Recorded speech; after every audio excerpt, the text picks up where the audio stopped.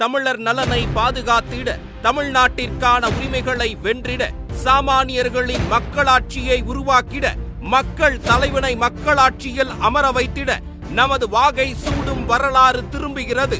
வெற்றி பேரணியை தமிழ்நாடு மதுரையிலிருந்து தொடங்குகிறது. இந்த நாடு இதுவரை கண்டிராத பிரம்மாண்ட மாநாட்டிற்கு, தமிழ் மண்ணின் ஜனநாயக திருவிழாவிற்கு அழைக்கிறார் வெற்றி தலைவர் விஜய்.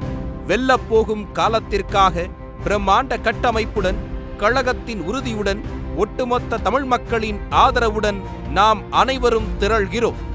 நம் மாநாடு பிரம்மாண்டத்திற்கு இணையாக தலைவரின் அறிவுறுத்தலின்படி மிக மிக கவனமான பாதுகாப்பு வழிமுறையில் நடைபெற உள்ளது. பாதுகாப்பான பங்கெடுப்புடன், அர்ப்பணிப்பான வருகையுடன், கட்டுக்கோப்பான கட்டமைப்புடன் நடத்தி காட்டி நாம் நம் மாநாட்டின் சிறப்பை உலகிற்கு அறிவிக்க வேண்டும். அந்த விதத்தில் நம் மாநாட்டில் நாம் அனைவரும் கடைபிடிக்க வேண்டிய வழிகாட்டல்கள்: திண்டுக்கல்லில் இருந்து வரும் வாகனங்கள் திருமங்கலம் வழியாக பார்க்கிங் ஒன்றிற்கு வர வேண்டும்.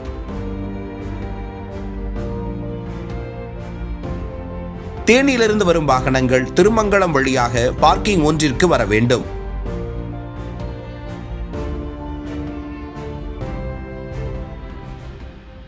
திருச்சி மார்க்கமாக வரும் வாகனங்கள் அனைத்தும் மேலூர் வழியாக பார்க்கிங் 2ற்கு வர வேண்டும். தென்காசியிலிருந்து வரும் வாகனங்கள் விருதுநகர் வழியாக APK 4 வழி சாலை மார்க்கமாக பார்க்கிங் ஒன்றிற்கு வர வேண்டும். புதுக்கோட்டையிலிருந்து வரும் வாகனங்கள் திருப்பத்தூர் மார்க்கமாக பார்க்கிங் ஒன்றிற்கு வர வேண்டும்.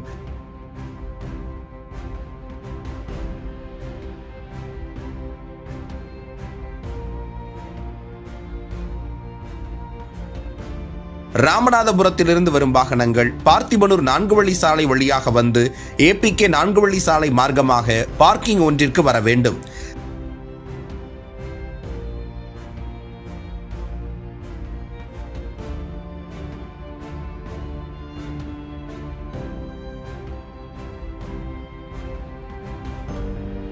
திருநெல்வேலியிலிருந்து வரும் வாகனங்கள் APK 4 வழி சாலை மார்க்கமாக பார்க்கிங் ஒன்றிற்கு வர வேண்டும்.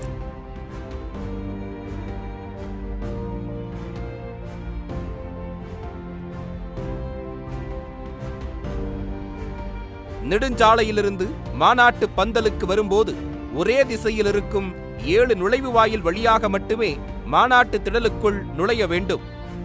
நீங்கள் அமர்ந்திருக்கும், நிற்கும் இடங்கள் உட்பட திடல் முழுவதும் குடிநீர் பைப் மூலம் சுத்திகரிக்கப்பட்ட குடிநீர் வழங்கப்படும். மாநாட்டு திடலின் இரு பக்கவாட்டிலும் மாபெரும் எல்லை பாதுகாப்பு சுவர் அமைக்கப்பட்டிருக்கும். பாதுகாப்பு எல்லை சுவர் அமைந்திருக்கும் இரு பக்கங்களிலும் மொத்தம் 20 மருத்துவ முகாம்கள் தயார் நிலையில் இருக்கும். அனுபவம் வாய்ந்த மருத்துவர்கள், செவிலியர்கள் குழுக்கள் காத்திருப்பார்கள். தங்களுக்கோ அருகில் உள்ள தோழருக்கோ ஏதேனும் உடல் உபாதைகள் ஏற்பட்டால் உடனடியாக மருத்துவ முகாமுக்கு தெரிவிக்கவும். தேவை ஏற்பட்டால் மருத்துவ முகாம் பின் தயாராக இருக்கும் ஆம்புலன்ஸ் மூலம் உடனடியாக அருகில் உள்ள மருத்துவமனைக்கு கொண்டு செல்ல ஏற்பாடுகள் செய்யப்பட்டுள்ளது. ஆம்புலன்ஸ்கள் செல்ல பிரத்யேக வழித்தடம் இரு பாதுகாப்பு எல்லை சுவர்கள் பக்கமும் இருக்கும். அந்த குறிப்பிட்ட பாதைக்குள் எக்காரணத்தை கொண்டும் நுழையக்கூடாது. ஒவ்வொரு மருத்துவ முகாமிலும் படபடப்பு, மயக்க நிலை போன்றவற்றிற்கு தொடங்கி கார்டியோ, ஆர்த்தோ மற்றும் தெர்மாகேர் போன்ற சிகிச்சைகள் வரை மேற்கொள்ளப்படும். ஒவ்வொரு மருத்துவ முகாமிலும் உங்கள் அவசர தேவைக்காகவும் சந்தேகங்களுக்காகவும் ஒரு உதவி மையம், ஹெல்ப் டெஸ்க் அமைக்கப்பட்டுள்ளது. மாநாட்டு மேடையிலிருந்து 2வது சதுக்கம் மகளிருக்காக பிரத்யேகமாக ஒதுக்கப்பட்டுள்ளது. நாம் எப்போதும் விழிப்புணர்வுடன், எச்சரிக்கையுடன் இருக்கும் விதத்தில் அவசர தேவையை பொறுத்து இருபக்க பாதுகாப்பு எல்லை சுவர்களும் அகற்றப்படும். இந்நிலையில் நாம் கடைபிடிக்க வேண்டிய சில வழிமுறைகளை காண்போம். மாநாட்டு திடலுக்கு முதியவர்கள், கர்ப்பிணி பெண்கள், குழந்தைகள் மற்றும் மாணவ மாணவிகளை அழைத்து வருவதை தவிர்ப்போம்.